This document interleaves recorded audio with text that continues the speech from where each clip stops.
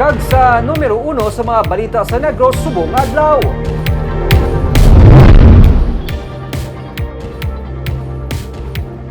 Election officers ang siyudad sa Kabangkalan ag nag-resign na sa pwesto. May bago naman nga election officer ang La Carlota City kag Himamaylan City. Sunod kay Provincial Election Supervisor Ian Lee Ananoria, nagbiya sa pwesto sinilama nga Enero si Attorney Jonah Cabanilla bangod sang personal nga rason. Nagbulo sa iya bilang OIC ang pinaka-senior nga election assistant sa Kabangkalan nga si Ana Liza Edral. Sa ginpatigayon ng barangay kag SK elections, ginpaidalom sa pagpangusisa ang Kabangkalan COMELEC kasunod sang hiring sang 660 ka mga BSK support staff nga wala ginatugot sa BSKE. Sunod kay Ananoria, kasunod sang resignation ni Cabanilla, mahimo nga wala ang administrative nga aspeto sang kaso, pero sarang magapabilin ang civil cases.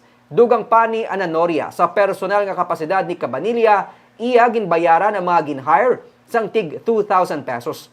Upod sa Himamaylan nga nag-hire man sang 221 ka BSK support staff, pending ini sa COMELEC and Bank suno kay Ananoria. Samtang bago nga election officer sang Himamaylan si Attorney Keith Oraria. Balik naman bilang election assistant ang nagserbe sadto nga OIC nga si Romeo Palma. Bago man nga election officer sang La Carlota City si Attorney Johnny Lou de la Serna. From her personal funds, nagbayad sa person, I think 2,000 per EB support staff nga wala unauthorized na muna. So that's half of the supposed.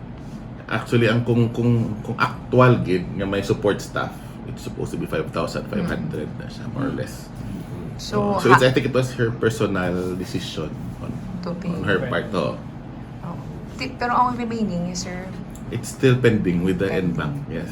If after the investigation some in-bank COMELEC and she is found probably guilty, mga for siya nga sa personal bayad.